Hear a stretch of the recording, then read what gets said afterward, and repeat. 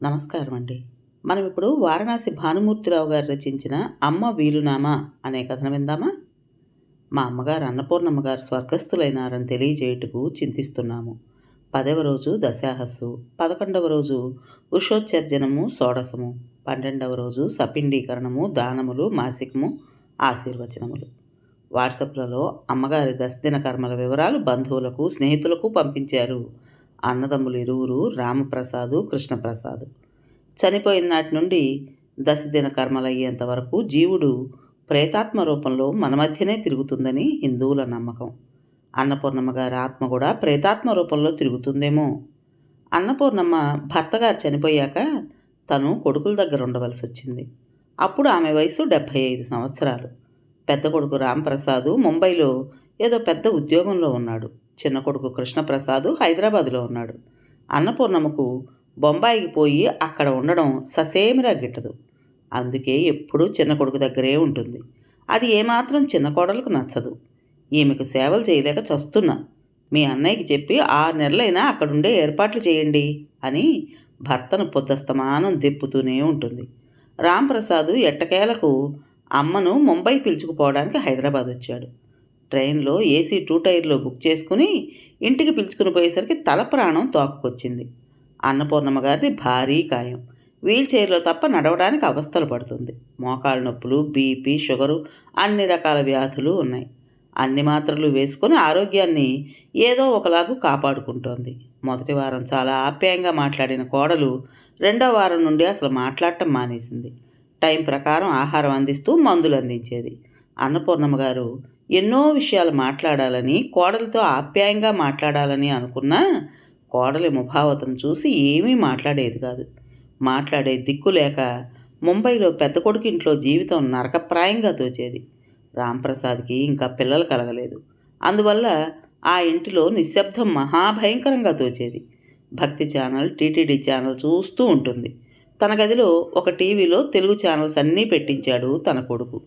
వాడు తనతో మాట్లాడటానికి టైమే లేదు. ఎప్పుడూ ఆఫీసులోనే రోజంతా గడిచిపోతుంది. తెలుగు దినపత్రికలు, వారపత్రికలు పట్టుకుని వస్తాడు. అదొక్కటే కాలక్షేపం అవుతుంది. అన్నపూర్ణమ్మ తన 2 కొడుకుల కోసం జీవితాన్ని త్యాగం చేసింది. కొడుకుల్ని వృద్ధిలోకి తీసుకురావాలని చాలా కష్టపడేది. ఏమండి, 6 నెలలు అవుతూనే మీ అమ్మగారిని హైదరాబాద్కు పంపేయండి, ఇక్కడ నా వల్ల కాదు, నేను చూసుకోలేను. ఆ రాత్రి కోడలి పిల్ల అన్న మాటలు విని అన్నపూర్ణమ్మ మోగగా రోధించింది. ఆ రాత్రంతా తను ఏడుస్తూనే ఉంది. కానీ తనని ఓదార్చేవారెవరు? తన భర్త మరణించినప్పటి నుండి తనకి కనీసం సానుభూతి మాటలు కూడా కరువయ్యాయి. కనీసం తన గోడు వినేవారు కూడా కరువయ్యారు. ఓదార్చే దిక్కు కూడా లేదు. 6 నెలలకే వారికి తను బరువైపోయింది. అక్కడ చిన్న కోడలు కూడా అలాగే సతాయిస్తూ ఉంటుంది. ఇంత బ్రతుకు బ్రతికి ఇలా ఎవరికీ కానట్లు, స్వంత మనుషులైనా పరాయి వాళ్ళ దగ్గర బ్రతుకుతున్నట్లు ఆలోచిస్తే ఈ క్షణాన్నే చనిపోవాలనిపించేది అన్నపూర్ణమ్మకు. వారు తనని ఒక పరాయి వ్యక్తిలాగా చూస్తున్నారు. మనిషిలో ప్రేమ, అనుబంధాలు లోపించిన నాడు ఎదుటివారిని ప్రేమించలేరు. స్వార్థం ముందు ఎటువంటి అనుబంధాలైనా ముక్కలైపోతాయి. అన్నపూర్ణమ్మ గారు ఆశించేది ఒక చక్కని ప్రేమపూర్వకమైన పలకరింపు. అది కూడా మృగ్యమైపోతున్న నేటి రోజుల్లో మిగిలేది ఏమిటి? తల్లిదండ్రులను చూసుకోవటం కూడా వంతులు వేసుకుని వారితో మంచి మాట కూడా నోరారా పలకని దౌర్భాగ్య స్థితిలో ఈ సమాజం ఉందంటే దానికి కారణం ఎవరు? నైతిక విలువలు లేని సమాజాన్ని ఎవరు తయారు చేస్తున్నారు?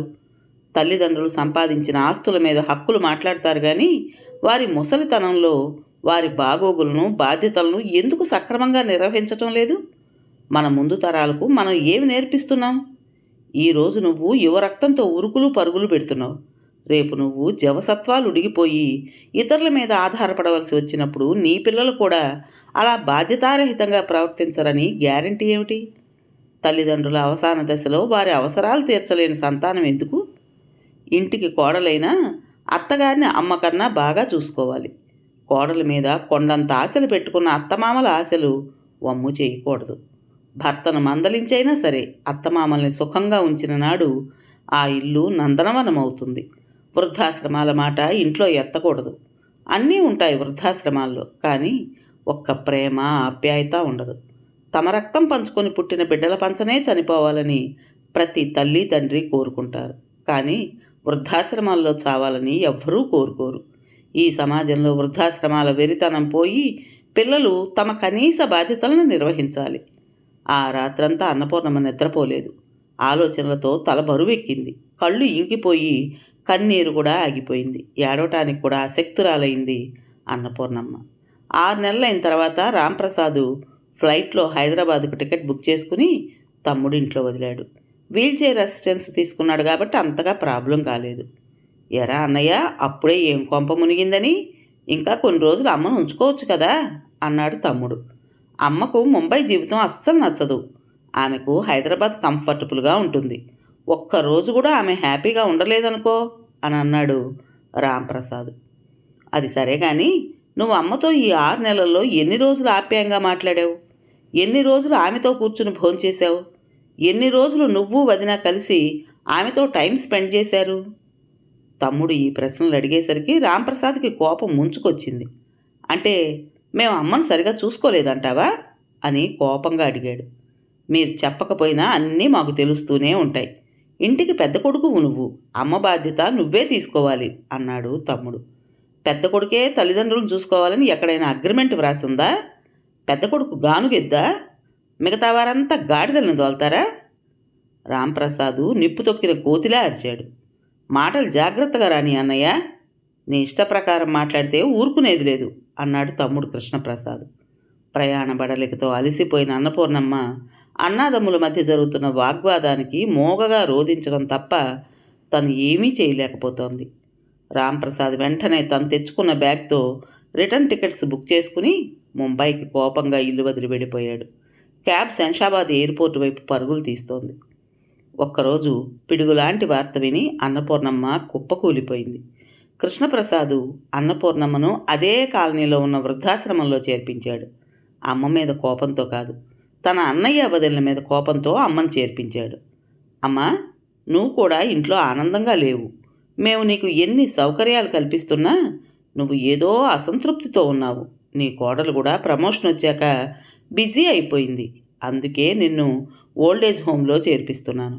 అక్కడ వేళకు మంచి భోజనం, డాక్టర్లు, మీ ఈడు వాళ్ళు ఉంటారు. భజన కార్యక్రమాలు కూడా ఉంటాయి. 10 మంది ఎప్పుడూ పలకరిస్తూనే ఉంటారు. మారే కాలంతో పాటు మనము మారాలి. ఇప్పుడు ప్రతి ఒక్కరూ పిల్లలకు బరువు కాకుండా ఓల్డేజ్ హోమ్లో చేరుతున్నారు అని అమ్మను కన్విన్స్ చేయడానికి ప్రయత్నిస్తున్నాడు చిన్న కొడుకు. ఒరే కృష్ణ, నువ్వు చేసేదేదో చెయ్యరా, ఆ చేసేదేదో మీ అన్నయ్యకు కూడా చెప్పి చెయ్యి అన్నది అమ్మగారు. వాడికేందమ్మా చెప్పేది? బాధ్యత తీసుకోలేనివాడు హక్కుల గురించి మాట్లాడతాడు, బాధ్యతల గురించి మాత్రం మాట్లాడు. వాడి పెళ్ళాన్ని చెప్పింది విని తైతక్కలాడి గంగిరెద్దువాడు అన్నాడు కృష్ణప్రసాద్. అన్నపూర్ణమ్మను వృద్ధాశ్రమంలో చేర్పించి 3 నెలలు దాటింది. ప్రతి ఆదివారం అమ్మను చూసి పళ్ళు, మందులు, కావలసిన చిరుతిళ్ళు, బీపీ, షుగర్ మందులు అందించేవారు. కానీ ఇప్పుడు నెలకొక్కసారి వెళ్ళి అమ్మగారిని చూసొస్తున్నారు కొడుకు కోడలు. అన్నపూర్ణమ్మకు ఆశ్రమంలో బాగున్నా ఏదో తెలియని లోటుతో బాధపడసాగింది. ఆమె పూర్తిగా కుటుంబ మనిషి. తన పిల్లలిద్దరినీ కంటికి రెప్పలా కాపాడింది. వారి పెళ్ళిళ్ళు కూడా ఎంతో బాగా చేసింది. కోడళ్ళు కష్టపడకూడదని పెళ్ళైన కొత్తలో వారిళ్లల్లో 1 సంవత్సరం పాటు ఉండి వారికి కావలసినవన్నీ చేసి పెట్టేది. వంటగది వదిలి బయటకు వచ్చేది కాదు. తనకు వచ్చిన వంటకాలన్నీ కోడళ్లకు నేర్పించేది. మనవడో మనవరాలో పుట్టాలని 1000 దేవుళ్లకు మొక్కుకునేది. కానీ అన్నదమ్ములిద్దరికీ ఇంకా సంతాన సౌభాగ్యాన్ని ఆ దేవుడు ప్రసాదించలేదు. అన్నపూర్ణమ్మకు ఆ చింత ఎక్కువయ్యింది. భర్త చనిపోయిన తర్వాత అనారోగ్య పరిస్థితులు చుట్టుముట్టాయి. దానికి తోడు స్థూలకాయం. ఒక మనిషి తోడుంటే గాని బాత్రూంకి నడవగలిగేది కాదు. బాగున్నప్పుడు అత్తగారి దగ్గర సకల సేవలు చేయించుకున్న కోడళ్ళు ఆమె అనారోగ్యంతో బాధపడుతున్నా పట్టించుకోవడం మానేశారు. ఏదో మొక్కుబడిగా మందులిస్తూ భోజనం కూడా ఒక ప్లేట్లో పెట్టి డైనింగ్ టేబుల్ మీద పెట్టేవారు. ప్రేమ, ఒక మంచి మాట, ఓదార్పు వారి నోట్లో నుంచి వచ్చేది కాదు. ఆ వయసులో నేనున్నానని ఒక భరోసా ఇస్తే చాలు. కోట్ల రూపాయలు, ఇంద్రభవనాలు అక్కర్లేదు. ఆ భరోసా కొడుకు కోడళ్ళ దగ్గర కరువైంది అన్నపూర్ణమ్మకు. ఒక్కొక్కరిది ఒక్కొక్క వ్యథ.